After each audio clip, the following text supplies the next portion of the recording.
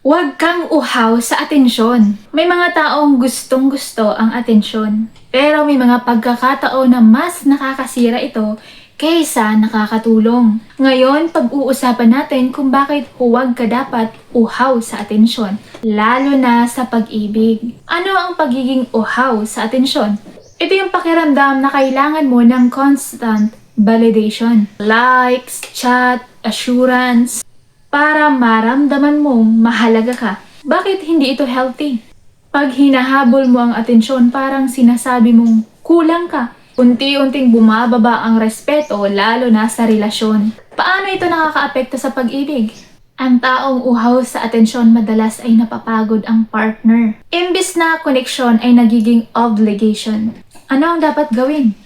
Unahin mo ang self-worth. Pagbuo ka sa sarili mo, natural na darating ang atensyon. Hindi mo na kailangang hingiin. May mga lalaking araw-araw nagchat-chat para lang mapansin. Pero nung tumahimik siya at inuna ang sarili, doon siya mas hinahanap. Narito ang trivia. Ayon sa psychology, ang taong may mataas na self-respect ay mas kaakit-akit dahil hindi siya naghahabol ng validation. Huwag kang uhaw sa atensyon kapag kilala mo ang halaga mo.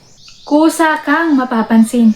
Huwag kalimutang mag-like, mag-share, at mag-subscribe sa ating video para laging updated sa ating mga bagong video. Thank you so much for watching!